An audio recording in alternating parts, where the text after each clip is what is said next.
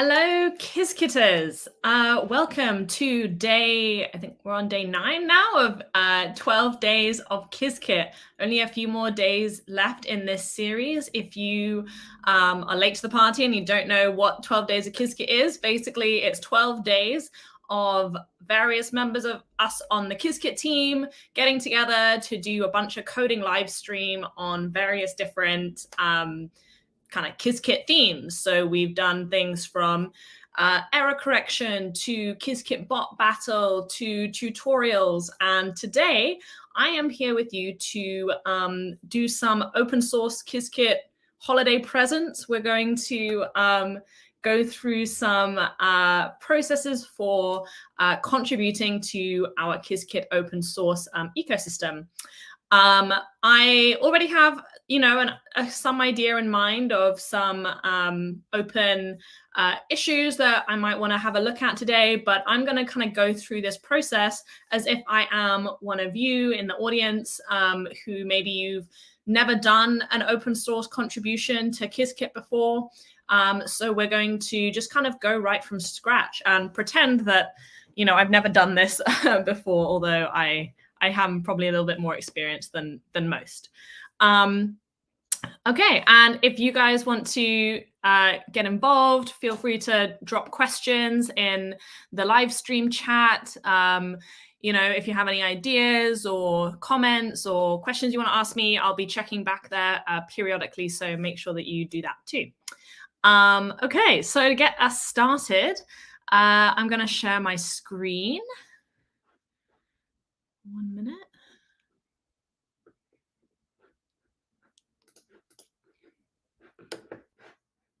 Okay, there we go. You should be able to see just my browser open. And so I'm going to kind of put myself into the shoes of a new Qiskit contributor. And what I'm going to do is I'm just going to Google how to contribute to Qiskit and see what comes up. And as you can see, there's a lot of purple links here. I've explored this quite a lot, but we're going to pretend that I'm new to this, and I'm just going to go to the very first link that we have here.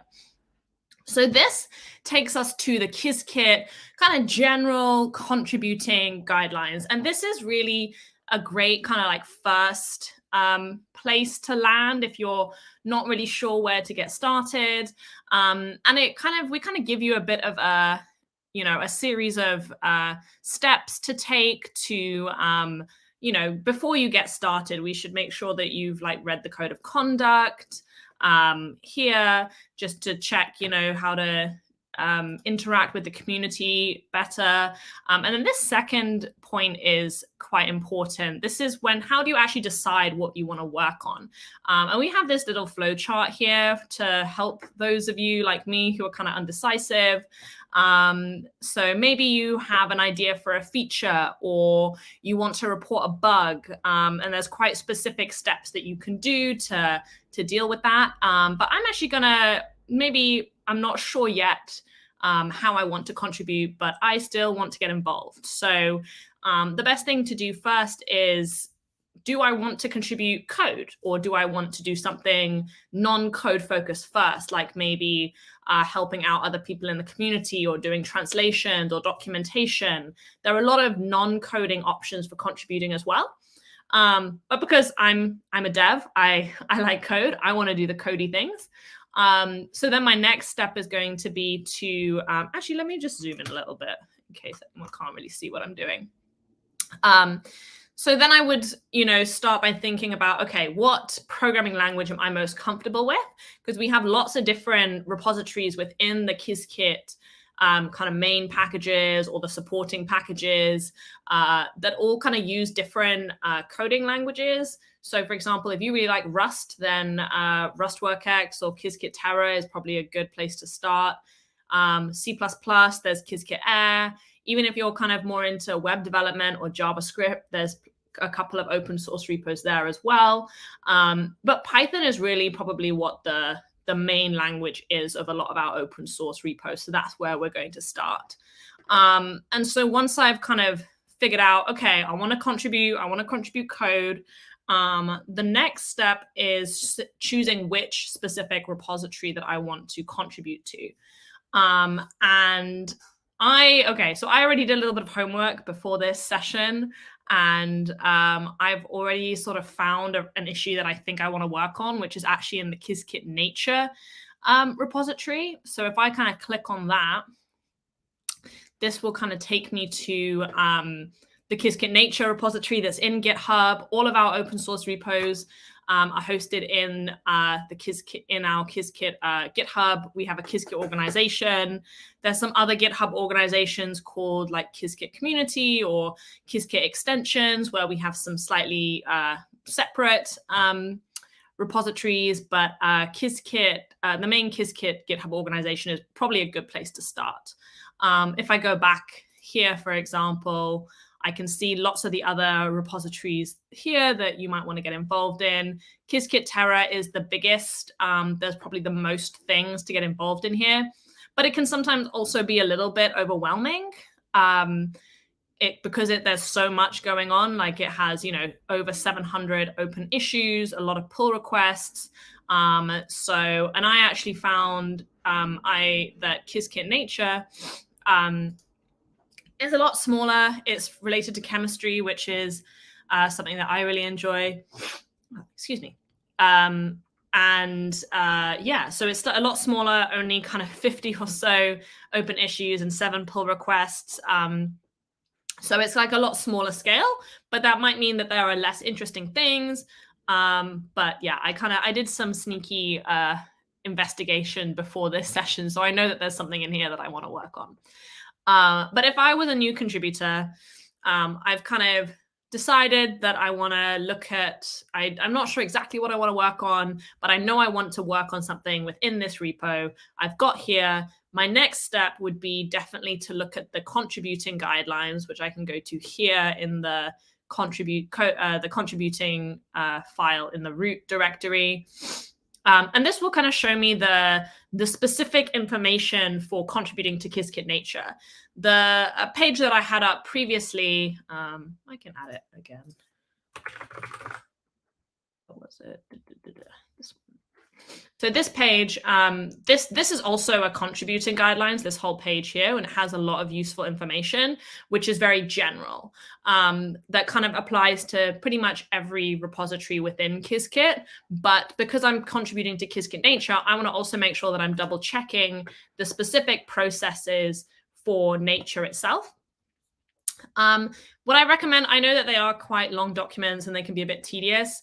What I would recommend doing is, reading this through once, read the overall documentation once, read this through once, and then you don't have to remember every single thing that's in it, but just kind of be aware, know how to get there so that when you get stuck, you can come back here and find some things. For example, they will tell you how to, they often have a pull request checklist, which means things that you need to do before you actually submit a pull request.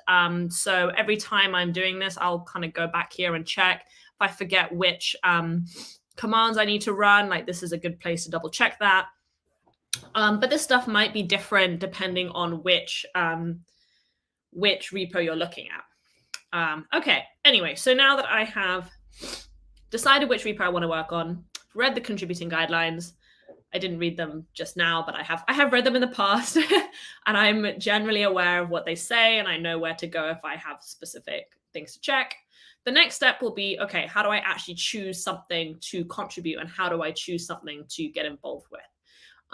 What I recommend doing, the best way to do this is to go to the Issues tab here. And issues, depending on how familiar you are with open source, issues are basically just kind of conversations or things where the maintainers or users have said, hey, we should add this thing or we should fix this bug. And they'll give a description of what the piece of work is that needs to be done and some steps for how to implement that piece of work. So if you go to the Issues tab here, you'll see all of the pieces of work that have been kind of opened, that are open to work on for Qiskit nature. And you can see, you probably want to start working on one that doesn't already have someone assigned to it. So this one we can see, okay, there's someone who is already going to be working on these. So I don't want to work on those. I want to choose one that doesn't have an assignee. And something else that's really good to do, if this is your first time getting involved in the project, what you're going to want to do is go to the labels and filter by good first issue. Good first issues are essentially pieces of work that the maintainers have identified as pieces of work that are quite small, self-contained, they have very clear requirements, and they're probably on the easier level compared to some of the other pieces of work. So they're better for people first jumping in to get started on something. So here I can see I have one good first issue in this repo. I'm going to jump in here. And this is the issue that I found a few days ago that I decided that I wanted to work on. So what I did was I then asked in the issue itself, I could leave a comment here, and I asked if the maintainers would assign it to me. This is always a polite thing to do so that the maintainers know that something is working, someone is working on this, and other contributors know, okay, someone else is also working on this, so they'll go choose something else to do. Okay, so now I have my issue. I have, aside from a very brief look at this that I took, a few days ago, I haven't looked into this issue at all. We're going to go completely from scratch. And see how quickly we can get this fixed. Maybe we'll get it done quickly and we'll move on to another issue. Maybe this will take us the full rest of the hour. I'm not sure. Let's see. Okay, so the description in this issue says, the galleries produced from the tutorial and migration notebooks in the published documentation are all with the default image. It would be nice to have some better visuals where applicable. For instance, choosing a cell with some visual output and tagging it with NB Sphinx-Thumbnail. Okay, so I know that this is has been tagged as a good first issue. And I think it's good that they've given quite a clear description. They've added links to some other kind of library that they want us to use. What I will say, though, is that this is probably a good first issue for someone that is already familiar with Sphinx. Sphinx is a documentation kind of framework specifically for Python packages. So in Qiskit, we use Sphinx for pretty much all of our projects. We create our documentation via using this Sphinx package. So Qiskit developers will write documentation while they're in their Python classes, and then the Sphinx package will essentially take all that documentation and render a nice documentation website that people can look at rather than digging into the code itself. I have done some work with documentation already before, so I have a pretty good idea of what this maintainer is asking for. But maybe if you are not so familiar with Sphinx or with our kind of setup, this might not be familiar to you. So I'll just kind of try to explain as best as I can. So if I go to qiskit.org/documentation, this is our documentation website. So we use Sphinx to basically create this page. But I was looking for nature specifically. So if I go to this drop down, I can go to Qiskit Nature, and this will take me to the pages specifically for Qiskit Nature. And now what Steve, our maintainer, was talking about there was in the tutorials. We have all these tutorials here, and this kind of display is called the gallery display. I think it's a specific type of Sphinx kind of layout, which lays things out in this gallery form. And he was saying that they all have this standard kind of Qiskit logo image. But I think what he would rather have is to have better visuals that are actually getting pulled from the notebook itself. So for example, if I go back to qiskit.org/documentation, and if I go to some of the tutorials here in Qiskit Terra, like some of these visuals actually come from things that have been output within the notebook itself. So it just makes them a little bit more interesting, a little bit more exciting to the users. And yeah, I think it shouldn't be a huge piece of work, but they who knows? I might. You never know when you're working with Sphinx. It can sometimes be a bit complicated. Okay, so I think the first thing first for this, how I would approach this, is I would first open up the Qiskit nature repository and have a look at some of the code that they use there for the documentation.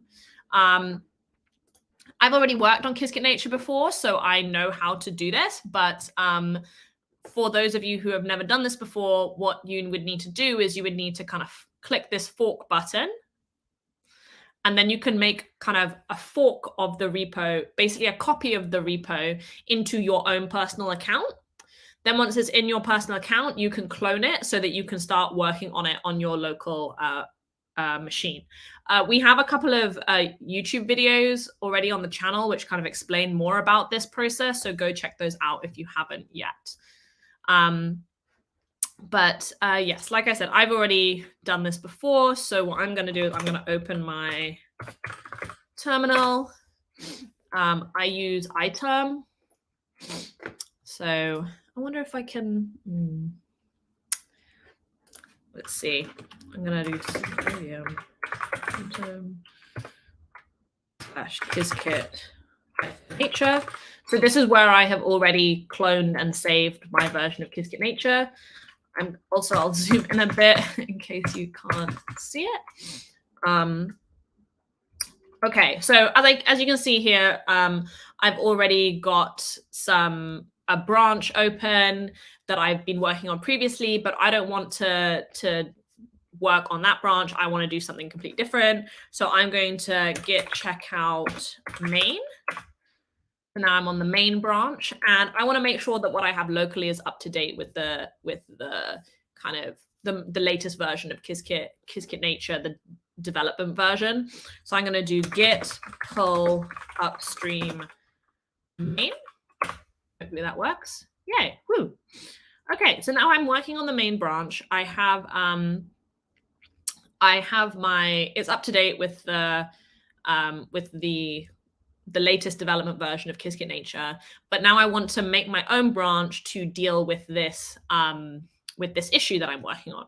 So I'm just gonna say git checkout -b. So this will make a new branch for me and check me out into that branch. So I'm gonna name this branch docs gallery, maybe. That's vaguely related to what the issue is. And you can see now I've created this branch and I've moved into it. And then I'm going to open this in my preferred code editor, which is VS Code. And because I have the VS Code CLI, I can just write code and then a dot, and this should automatically open the Qiskit nature repository for me in VS Code. I have a bunch of other stuff that I don't need. So I'm just going to close this, close this, close this, close. Okay. And I can see down here in the bottom that I'm working on my Sphinx Gallery branch. Okay. So I know that in Qiskit nature, we have this docs folder, and this is where we keep all of the RST files, which are responsible for some of the main kind of code that's in the website. So maybe I can smush this together and we can get a nice kind of visual of both side by side. I'll just do this for the minute. But as you can see here, I'm on this getting started page. Whereas if I go to is this nature? Yes. If I go to nature and I go to getting started, this is basically what this file here on the right basically codes what we see here on the left. So Sphinx will take all of this information and spit out this kind of page here. And then it gets deployed to the website, and that's what it looks like. So if I go to there should be maybe a tutorials. Yes, so we have a tutorials page here, and this index file should be responsible for coding this this tutorials file here. Okay, so this is notebook gallery. And I don't really know what this does, but I think this gallery thing makes it kind of spit it out with this layout. And I think in the main issue, Steve gave us a link to another Sphinx kind of extension, I think, that shows us how to add some visual output to it. So I'm just going to have a look at this documentation here for the Sphinx thumbnail. It says using a cell tag to select a thumbnail. You can select any code cell with appropriate output by tagging it with NB Sphinx thumbnail tag. If there are multiple outputs in the selected cell, the last one is used. Okay, so here they are saying, can I close this side menu somehow? Maybe not. Okay, I'm just going to drag this over a bit. Okay, so here they have an example. They have an example Jupyter Notebook kind of tutorial style thing, and it says the following cell has the MB Sphinx thumbnail tag. I don't see where it does, but I think it does somehow. If you want to show it, no, we don't want to do that. So, okay, so somehow they've added this thumbnail they've added a cell tag, and that will kind of generate the thumbnail for them. If I go here to this main level, I can see how to install this thumbnail gallery. Okay, so we already have the Sphinx Gallery installed.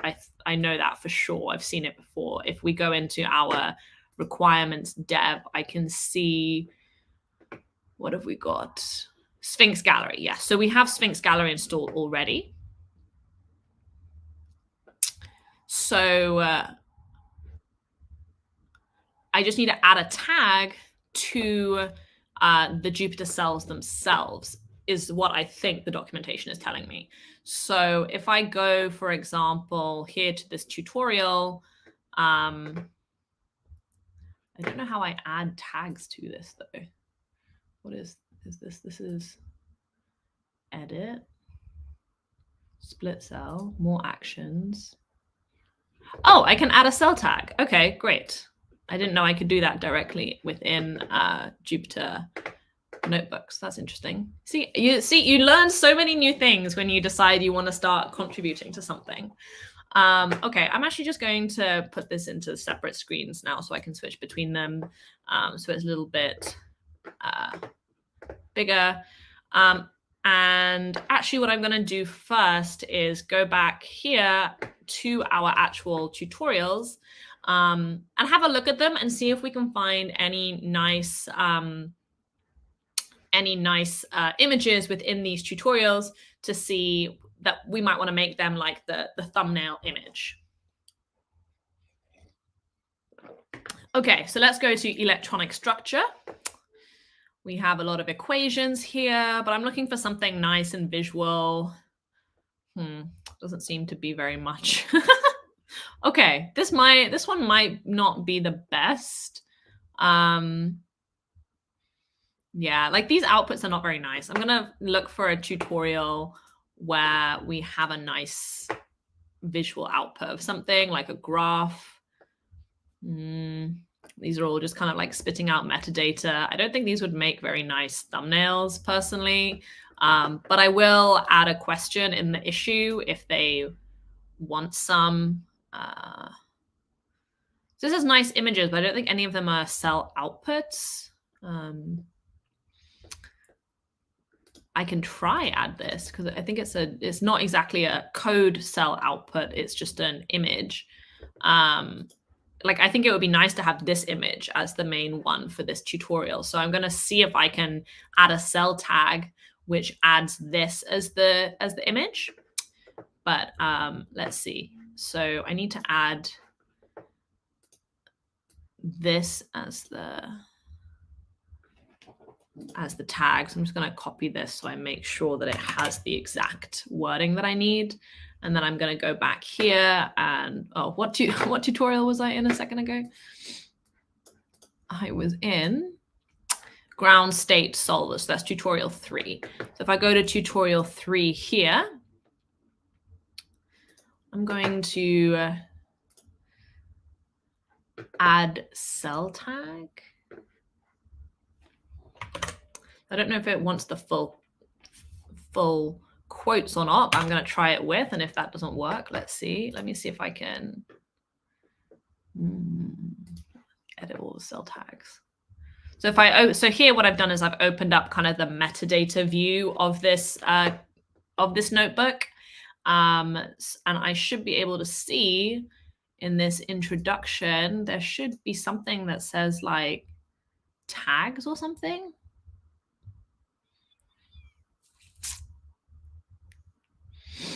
I didn't seem to add it, unless I'm just being blind. Let me see. Okay, so it didn't add it like I thought it would.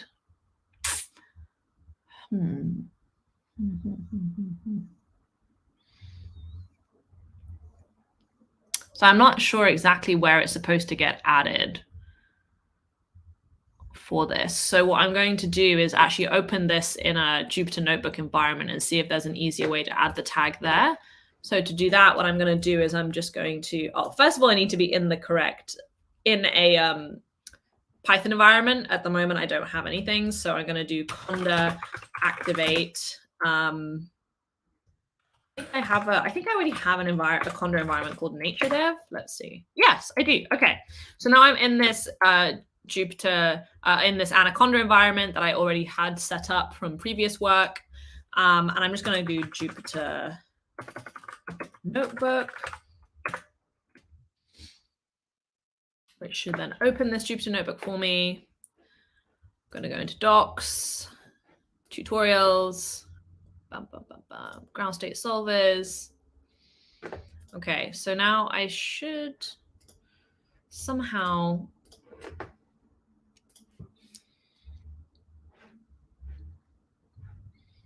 edit the metadata, but I just want to add a tag to it.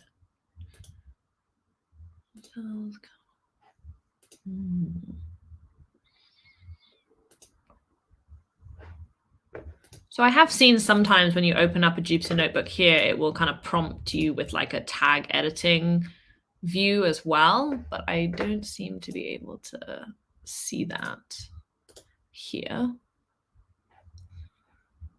You know what? When in doubt, Google it. How to add a tag to a Jupyter Notebook. Oh.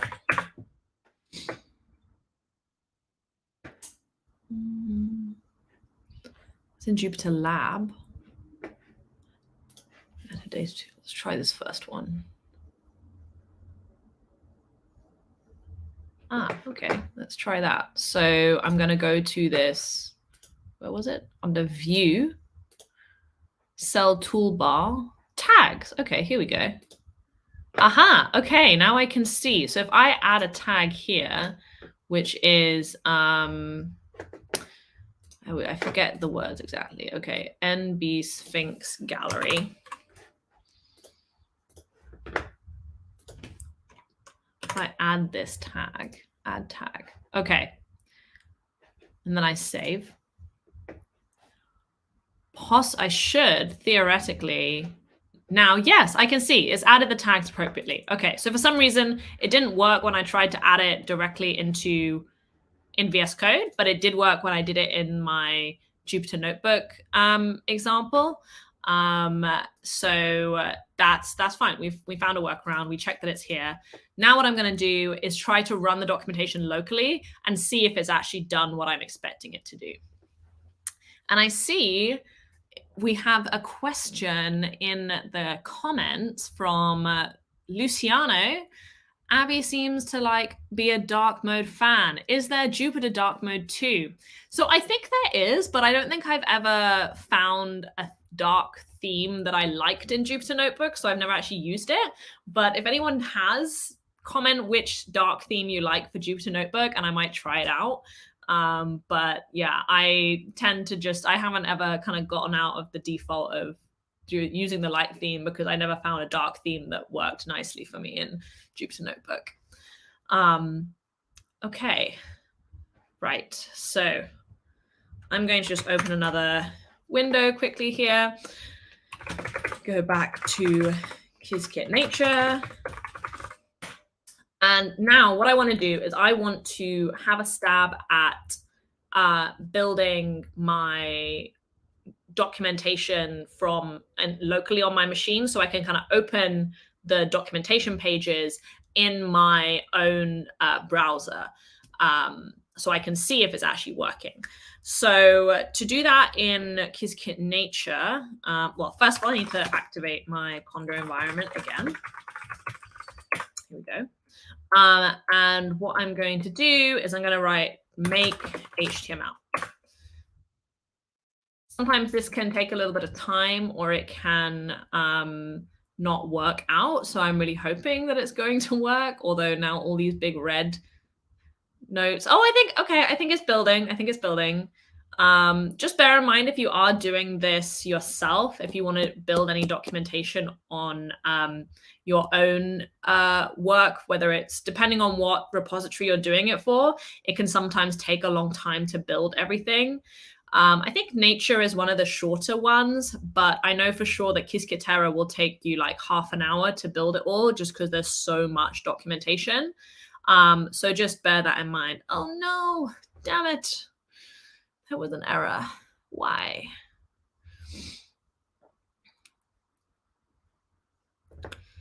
Cell raise, no module named sparse. That's unfortunate. Can I see if this is a, this is a Sphinx issue. So what I tend to do in these situations is, first of all, I keep some separate notes, which I recommend everyone does when they're doing Qiskit or any kind of development work. Keep notes of sometimes when you've, if you found a useful command and you can't remember it, keep a note somewhere. I always forget how to kind of clean up my documentation environment. So I have this kind of make docs clean command. I'm going to try running that, and then I'm going to try run the build again and see if that works. Let's see. Let's hope this has fixed the problem. If not, the next step will be to, I guess, reinstall Qiskit Nature, because it looks like there's something that isn't installed, and see if that helps anything. Maybe we'll remove the changes that I made and see if this will do it. Maybe it was something that change that I made that made it stop working. I'm not sure. Let's see. Yeah. In the meantime, while we're waiting, put in, damn it, it's broken again. Okay. What could possibly be the problem here? If anyone else has seen this error before and is familiar with Sphinx, feel free to drop in the chat. Not entirely sure what the problem is here. So what I'm going to do is make sure that I have all my requirements installed. So I'm going to do pip install -r requirements dev.txt. Make sure that that works. Didn't like it because I added a space. This is the unglamorous side of software development. It's a lot of working through the problem, trying to figure things out. A lot of stuff, gets doesn't work, and you get errors, and then it's 90% of coding is like debugging or trying to figure things out, and the last 10% is actually writing code. Okay, so I've installed my dev requirements. I'm just going to do pip install dot, make sure I have everything that I need.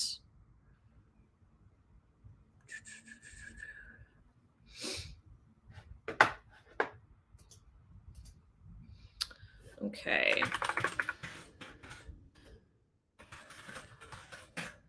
Okay, so I have now done some reinstalls. Hopefully that has done what I needed it to. Let's see now if I can. I'm going to clean out my docs again.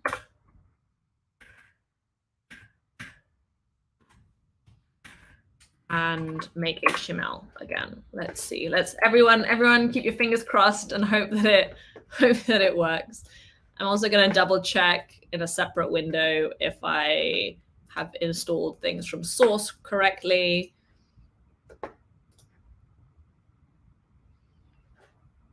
Let's see. And someone in the chat says, Luciano, again, it seems like some module is missing. Yes, so that's why I'm hoping that if I do reinstall and reinstall the things that I think I need, hopefully that should solve things. And Mason also says pip versus conda install sometimes helps. Yeah, so I'm doing pip installs here. I'm not doing conda installs. Ah, damn it, still not working. Okay.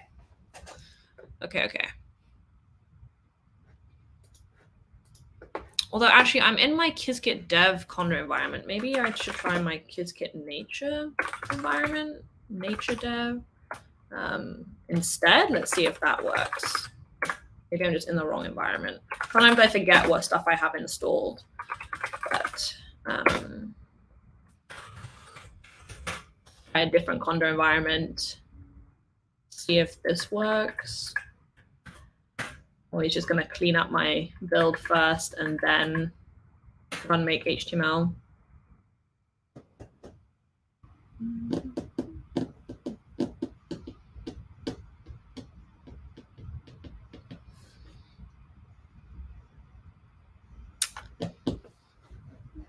We need some like elevator music in the background or something while we wait for this this documentation to build. Let's see. Let's hope that this does a bit better.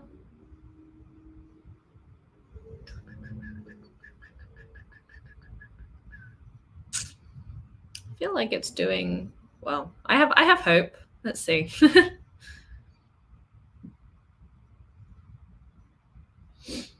I just go back to my actual code, make sure I've got, I can see here also what changes I've made in the past.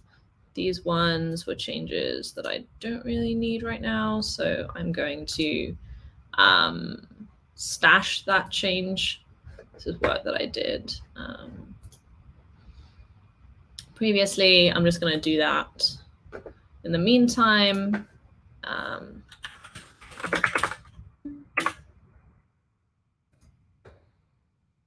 stash this as well. Stashing basically means if you're working in a branch and you have some things that were from a different branch, you can kind of stash them and that will kind of remove them from your Git tracking for your current branch. And then you can work on things in your current branch. Aha, okay. It built successfully. So that means there was something wrong in that other conda environment that was messing, something wasn't installed that I needed to, but it was installed here.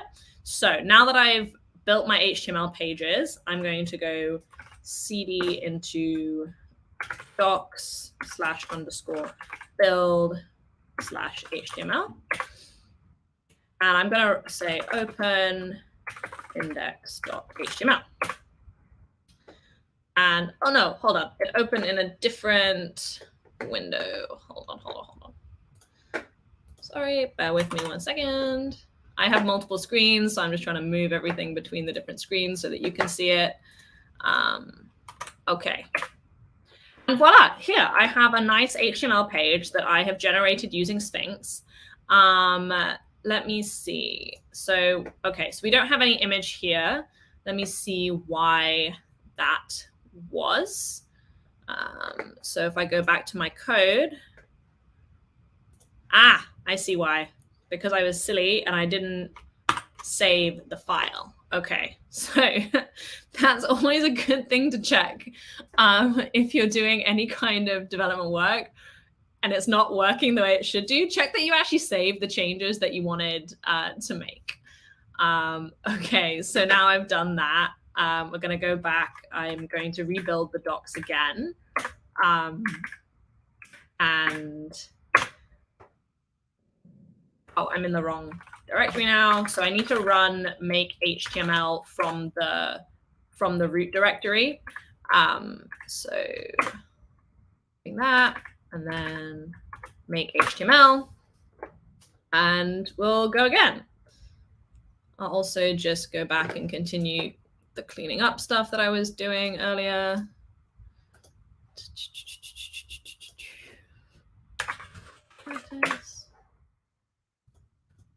This is some other issue that I was working on. I'm just going to move those. I should have added them to my other branch, but I didn't, so I'm just going to move them out of the way. So now I can see here in my changes, like these, I can see exactly the changes that I've made. So I can see I've added this Sphinx Gallery tag to this cell of this this notebook. I can see the difference, like this is what it was before, this is what I added. And then if I want to commit and push this work later, then I can do that. But first we're going to check that it actually works before we push anything.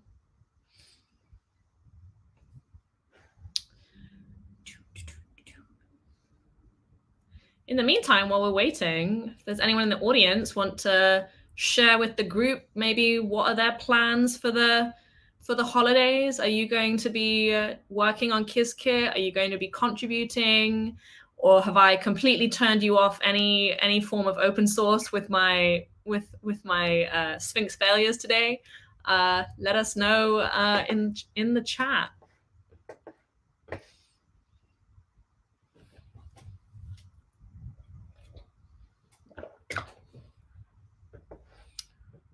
Woohoo! All right, we've built. Okay, so now if I go back to here, I should just be able to refresh, and hopefully we should see something, but we are not seeing anything. Okay. That is unfortunate. Okay, so my whatever plan that I had didn't work here. So my initial thought is that maybe this Sphinx Gallery thing, this notebook Sphinx Gallery thingy doesn't work on images that are part of markdown cells. So I can see in this cell here, this isn't technically an output from a code cell. It's just an image that's been added. So maybe that's why it doesn't work. But let me go back to the documentation and see what it has.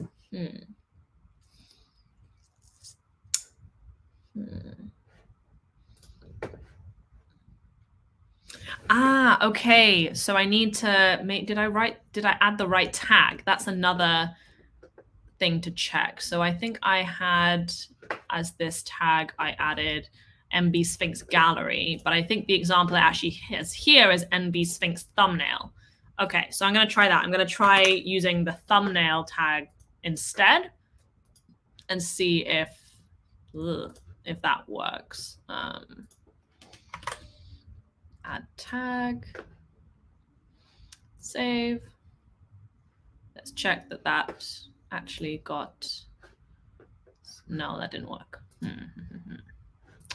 How do I, let me open the metadata inside of here.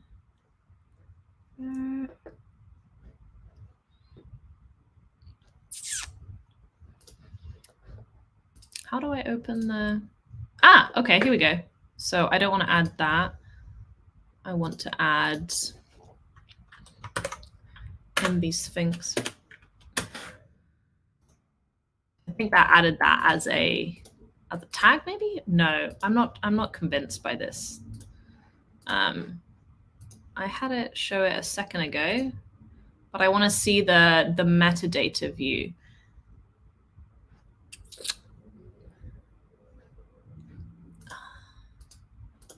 How do I, okay, the code, markdown, clear all outputs. I had it open a second ago. It let me open it earlier.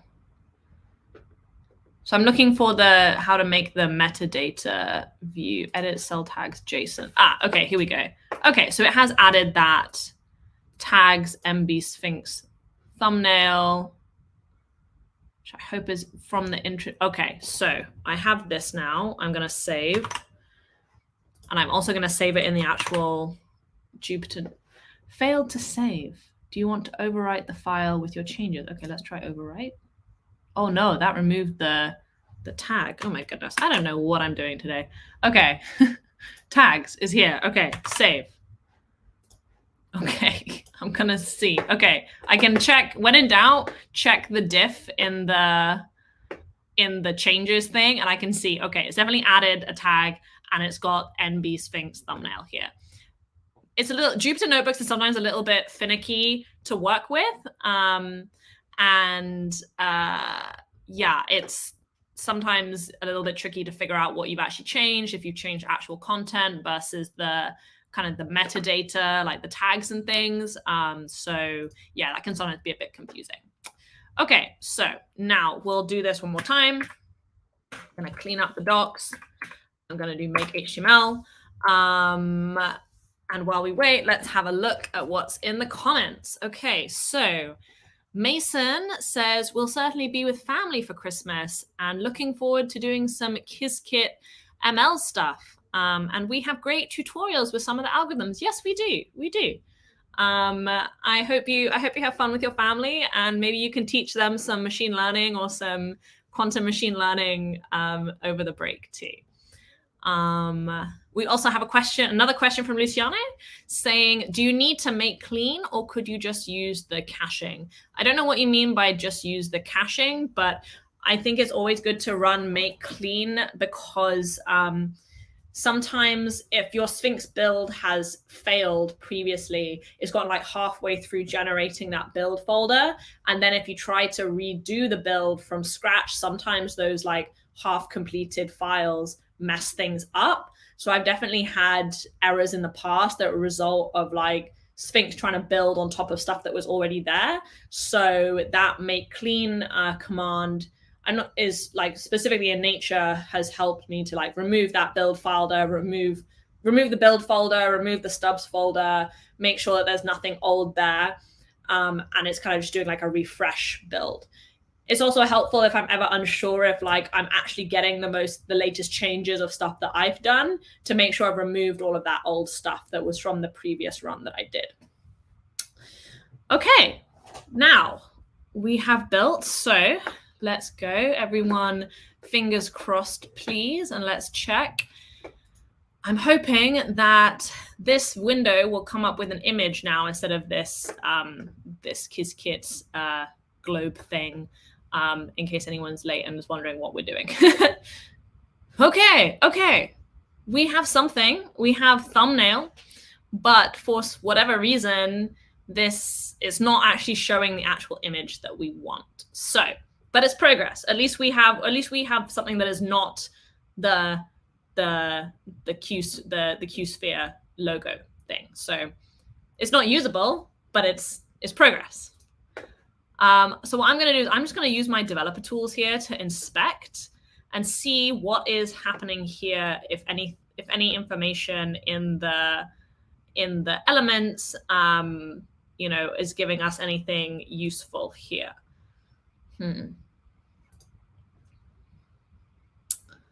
So I want to see where the image is coming from, though. Is it going to show me that? Okay, image thumbnail. Okay. So it's saying that it's getting this image. It's not getting the right image that we want. So now I think that this is probably because we're trying to use it with a markdown file and there is no actual code output from that cell. So how do I validate this assumption? So instead, what I'm going to do is I'm going to try and find a tutorial that has an image and an output, because this was just an image that we added. We added it into this is a markdown cell. It's just text and an image that we added. But I think this Sphinx Gallery thumbnail package thing might need to have, something that was the output of a cell, because that is the example that they showed here. Like this, they added this tag to this cell, and this was the output of that cell. So I'm going to try and find an example that has that. And from there, we will try to find something that can make a good thumbnail. A lot of these are just kind of very boring texty based things. So I'm going to try and actually find a tutorial with a decent image. So we didn't find any on the first three. Let's see if this one might have something. No, just lots of text. Lots of text. Come on, I'm looking for a nice graph or an image or something. Mapping to the qubit space, maybe that? No, no.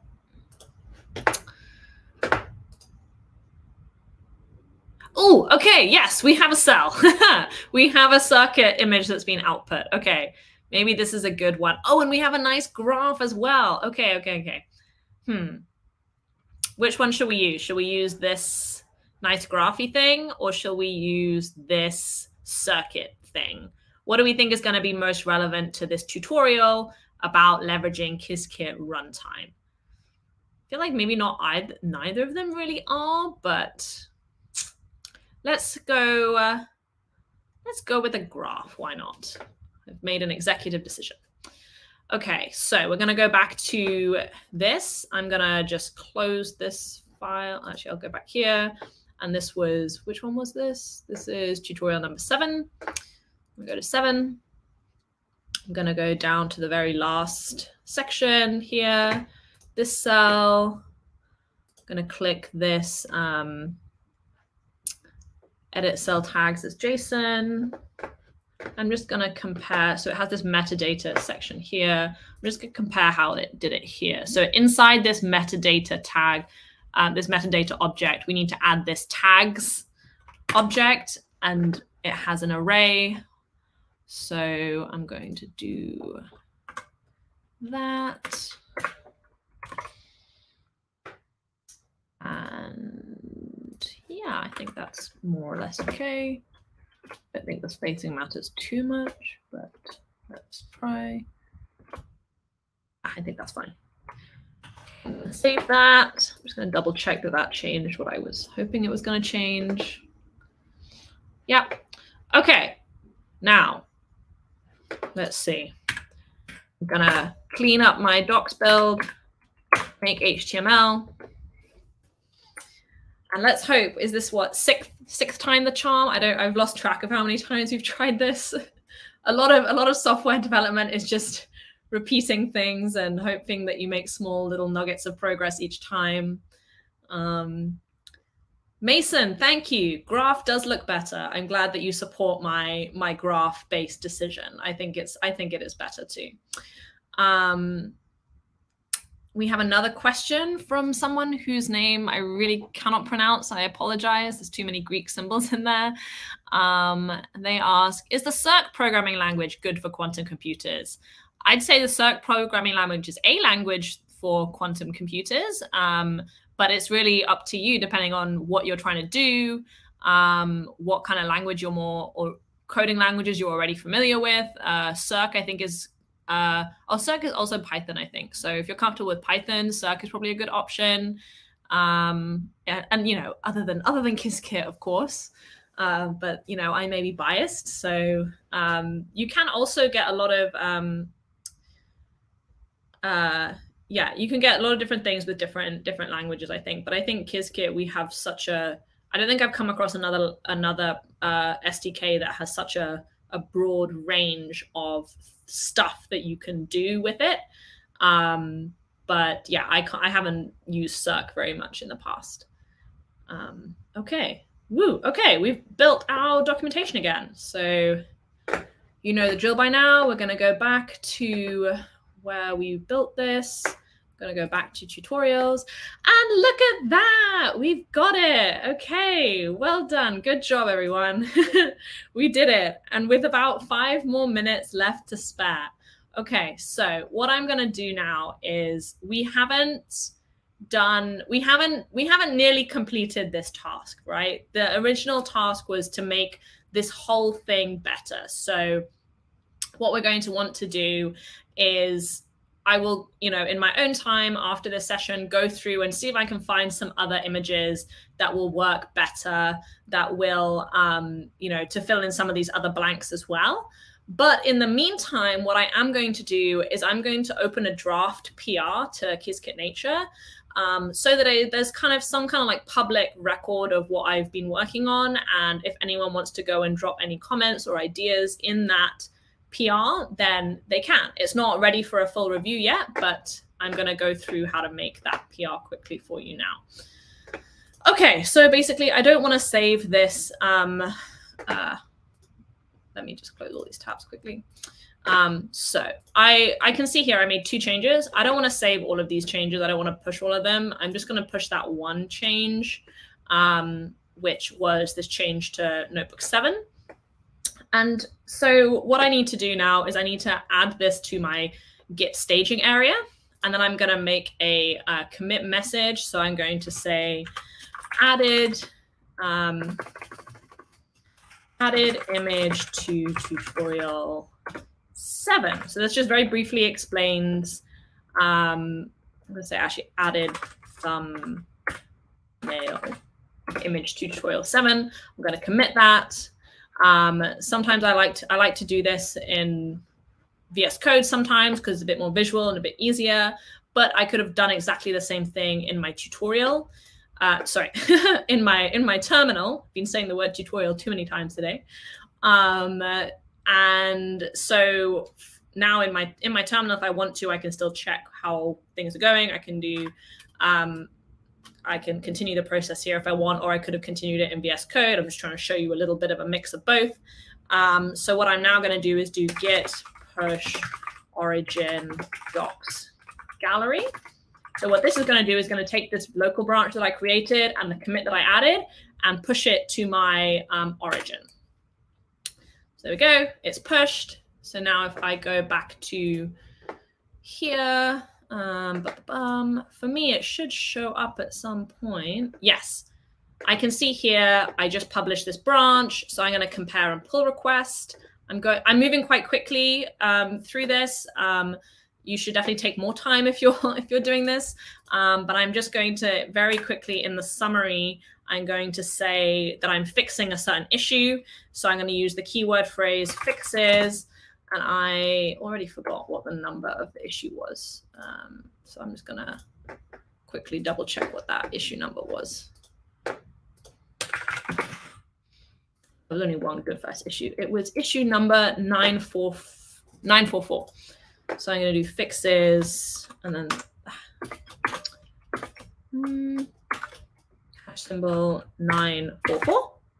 And GitHub is clever enough that because I've used this special phrasing, it will kind of link my pull request to the issue that I made. And so lastly, what I'm going to do is I'm going to create a draft pull request. Can double check. I'm only changing one file. These are the changes that I wanted to make. And then I'm going to click draft pull request. Actually, I don't really like that thing. This is the title of the whole PR. It just automatically took my first commit message, but I'm actually going to change this. And because the goal of this PR is to add thumbnail images to tutorials gallery. And save that. And then we have it. We have this draft PR open. It's PR number 1002. If any of you want to go and have a look at it, give it a review, have a look at the changes that we made. This is doing some CI checks, running some tests and making sure that things are working properly. I'm going to continue working on this when I get a spare moment and finish it off. But yeah, I think we made pretty good progress for, an hour of work. Look at that. We're right on time. I guess my last kind of things to say are thank you very much for joining me on this journey into open source contributions. As you can see, the path is not always smooth. You have to, get through some hurdles and do a lot of Googling and think about what could be going wrong and test out if the thing that's going wrong is actually the thing that's going wrong. But yeah, over time, you start to get a little bit better at figuring things out and predicting what's might be going wrong. So yeah, just keep practicing is my best advice here. And last of all, I guess I just want to say thank you to everyone, and continue watching. Tomorrow, I think we're going to have Nick doing some dynamic circuit things, I think, if I remember the schedule correctly. We only have a couple more days left of the live Qiskit, 12 Days of Qiskit, so make sure that you are jumping on that and attending. And if you have, in the spirit of open source, if you have any kind of feedback or comments or ideas of new videos you want to see, put them in comments on the videos. We do have a look at those, and we want your feedback so we can help make better videos. So make sure you are engaging there. Make sure you're liking, subscribing to, you know, give us your feedback so we can help bring you good content, I guess. Yeah, thanks very much, everyone, and happy holidays.